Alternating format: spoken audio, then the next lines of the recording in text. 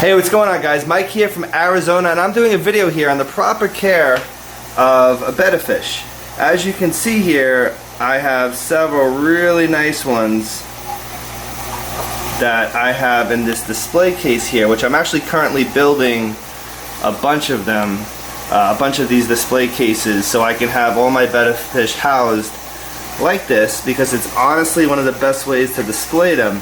So with that said though, let's talk about housing a betta fish and what makes it important to keep a betta fish in the proper conditions. Now, when you go to PetSmart or Petco or any other big box store, or maybe even a local fish store, you're not going to see a betta fish housed in a condition where they are in for a permanent position, okay?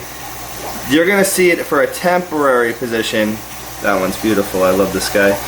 And that would be possibly in these little cups that they come in and a lot of people criticize. Those cups are normally anywhere from 8 to 12 ounce cups, okay? And that is definitely not the situation that these fish like to be in. As you can see, they're very active and they like to swim around. They really do. They're not the type of fish that likes to sit still. They can at times. There are times during the day where you'll see a betta fish, you know, maybe sitting on a leaf or, you know, laying somewhere on the gravel or just hanging out somewhere. But most of the time they are just roaming around, doing what they do, right? And that's what betta fish do. They really like to swim. So you want to keep them in a spot where they actually have enough room to swim.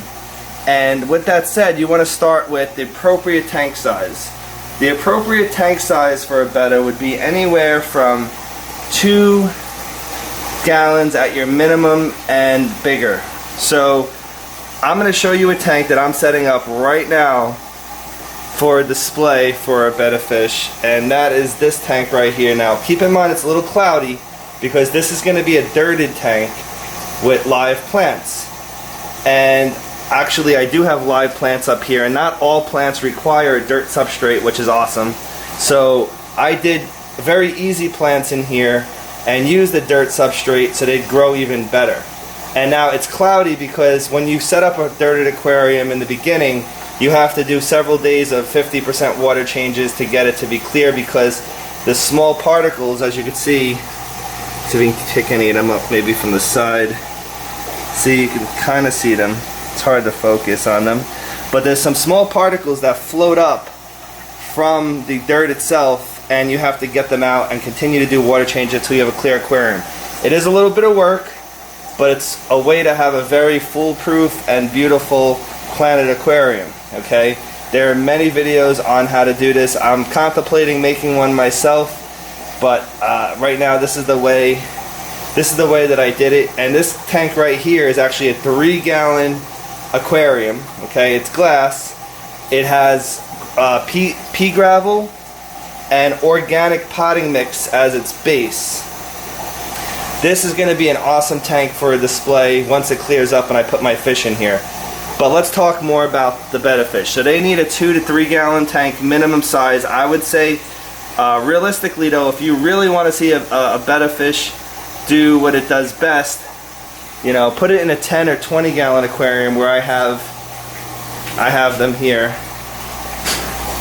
Like, so there's one right there. The lights are not on yet on these other tanks, but I put them in 10 and 20 gallon aquariums as well, and they really just thrive. So your tank size obviously is 2 to 3 gallons. Next, I would say if you can do live plants. Now, live plants are a whole nother topic, but if you can do live plants and you can provide the proper lighting for live plants, which is not very expensive, and the proper lighting for your live plants is going to be a 5,000 to 6,500K bulb, which is a bright white, which you can kind of see there. It's not a yellow light, it's a bright white light, and that actually is the natural lighting for a plant and makes it grow, okay, on top of other things, which I'll have another video on how to do that down the road. So live plants is very important, and they like heavily planted aquariums. As you can see here, I mean, except for this one, this plant was not doing as good. It's starting to grow back, but I'm going to add more. As you can see though, in most of my Betta displays, I have lots of plants, whether it's floating plants or a leafy plant or, you know, or a type of grass. I have lots of plants. It makes them feel more secure, and that actually helps with the Betta's overall health and well-being. Okay, now reason being is, as you can see, they are very territorial. These guys are separated by a piece of acrylic. They could see each other, and I'll tell you what, some people say that that stresses them out. However, I've been keeping these guys a lot for a long time. Not these guys particular, but I've been keeping Betta fish for a long time, where Bettas have been able to see each other and flare at each other, and I believe, me personally, that that's actually a good thing, and it keeps them occupied, because Betta fish become very bored very easy, and they actually live longer and stay more vibrant and more colorful with the signs of another male next to them. Okay, also helps with breeding as well too. You'll see that they readily, here's a bubble nest, they readily blow bubble nest when they have other males next to them as well, because they are in competition with that other male. And they display their most beautiful selves when they can see each other. However, I don't recommend ever putting them in the same tank, but if they can see each other, it's not the biggest deal in the world, as you may have seen in some forums or read. But as long as they can't get to each other, you're fine. Okay, that's my opinion. Okay, I've been doing it for a while now, and this is what seems to work the best as far as getting the best out of these guys. Alright, so never keep more than one male together in a tank, as beautiful as they look. I've seen people get away with it in the past by having a very large planted tank, but I don't recommend it because they will fight. As you can see, like what they do here, they challenge each other when they can see each other. They start by flaring and then they go at the glass. However, they ignore each other after a while, and it's all good. But if they were in the same tank, this would be an ongoing fight and would not end pretty for either one of the fish. So that's one thing, another thing to keep in mind. Another thing is temperature. As you can see here, I keep my room around 79 degrees. Bettas do best in 79 to 82 degrees.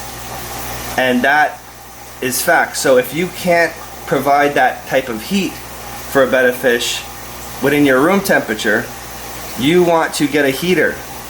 Heaters are very important with keeping a stable condition for temperature. And I can't stress that enough, because Betta fish will get very stressed out in anything less than the high 70s, because they are tropical fish and they need that to survive. Another thing that you might add, if you can't, me personally, let me start from this. Me personally, I really enjoy low-tech planted tanks, and I do 50% water changes on these tanks on a weekly basis. Okay, granted, you don't really have to do a 50% water change all the time with a low-tech tank, but I do because I keep a live fish in here. I want to add that if you can't do that with live plants and you use fake plants, you're going to want some kind of filter. I highly, highly, highly recommend, and I'll show you right here. I have them in all my tanks.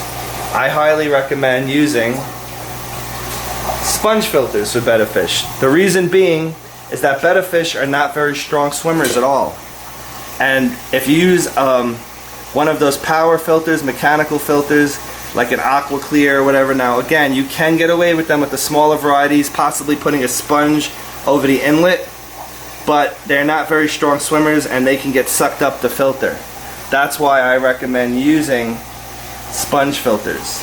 Okay, sponge filters is going to be your best go-to for filtration for a tank, unless you do it like I do and use plants, which take all the nitrates out of the system naturally, like it would in nature, and you can supplement that by doing a 50% water change every week.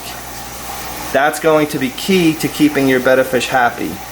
As far as feeding goes, people do feed their Betta fish every day.